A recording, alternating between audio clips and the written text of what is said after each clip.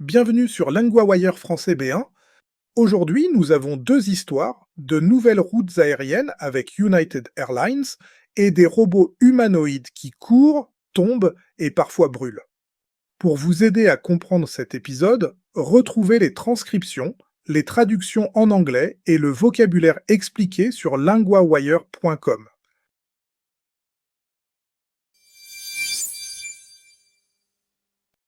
Commençons avec des avions, des villes lointaines et une question simple.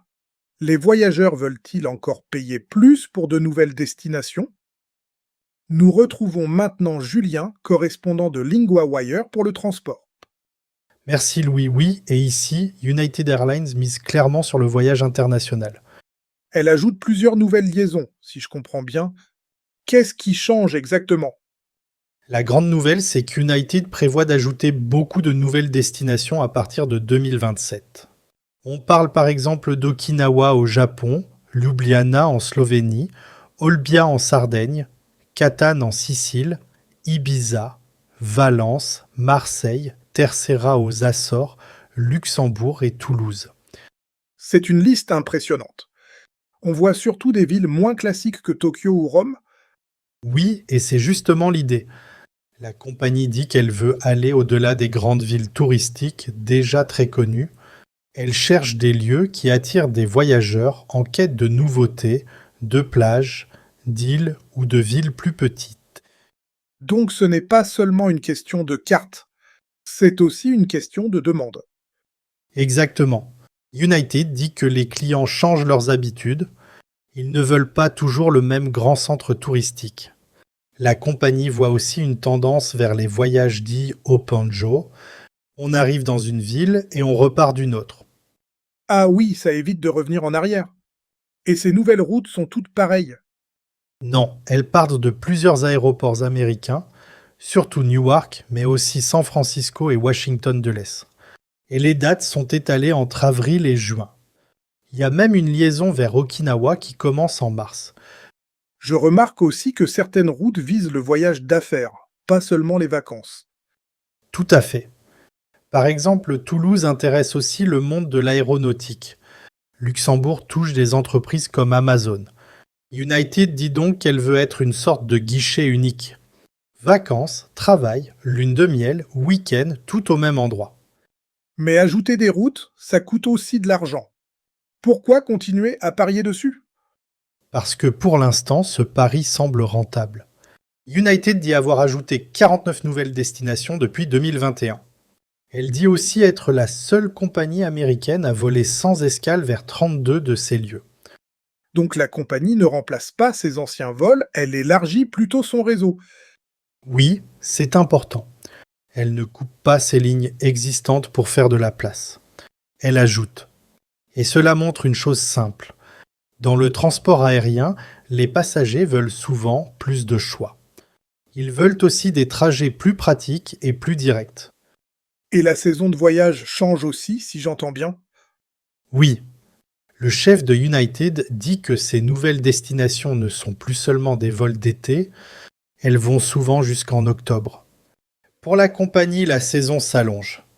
Et c'est un vrai changement dans la manière de vendre le voyage. C'est donc une histoire de liaison, mais aussi de calendrier et de stratégie.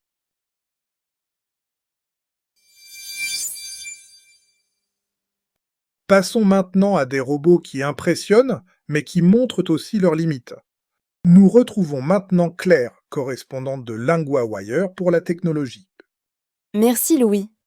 Oui, et les images de ces jeux robotiques ont beaucoup circulé. On a surtout vu des robots qui courent vite.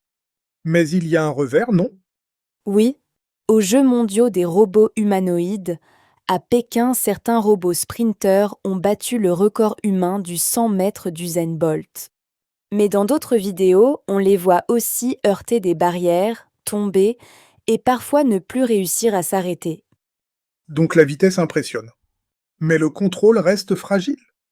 C'est exactement ça. Les robots peuvent parfois faire une action très précise, comme courir vite ou sauter haut.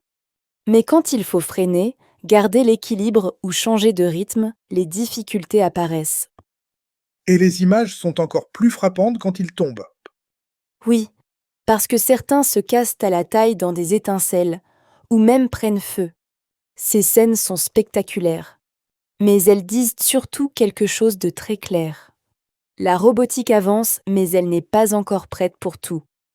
Les jeux ne servaient donc pas seulement à faire le spectacle. Non, les organisateurs ont aussi proposé des épreuves plus concrètes, comme laver du linge ou l'accrocher. Et là, les robots étaient souvent plus lents que des humains.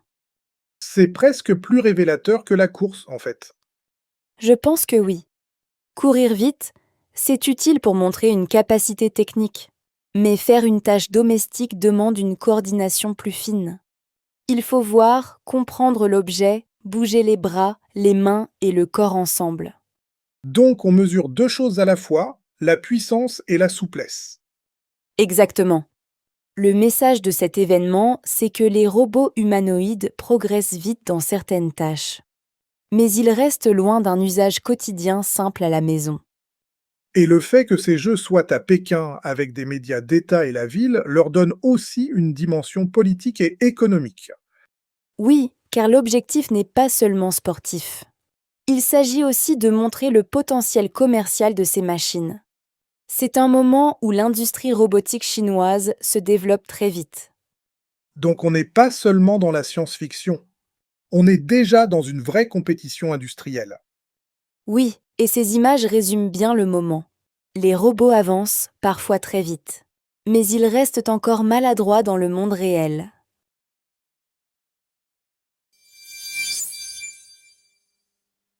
Dans cette histoire sur les vols, trois mots sont très utiles. Le premier, c'est la liaison, féminine. Cela veut dire un vol ou un trajet qui relie deux villes. Dans l'histoire, on parle de nouvelles liaisons vers Marseille et Toulouse. Exemple, cette liaison entre Lyon et Lisbonne est pratique. Le deuxième, c'est le réseau, masculin. Le réseau, c'est l'ensemble des lignes ou des connexions d'une compagnie. Dans l'histoire, on comprend que United élargit son réseau sans supprimer ses anciens vols.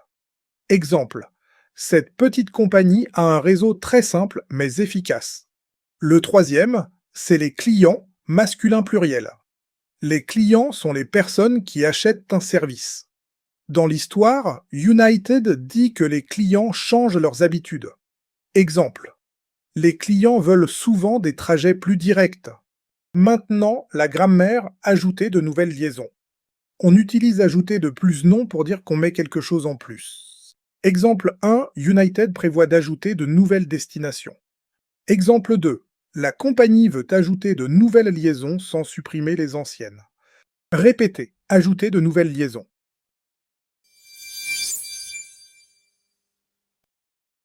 LinguaWire isn't only a podcast. Every day, the lead story becomes a personal language lesson in your classroom. Each lesson covers reading, vocabulary, grammar, writing, and listening, all built from today's real news story. Start today on linguawire.com.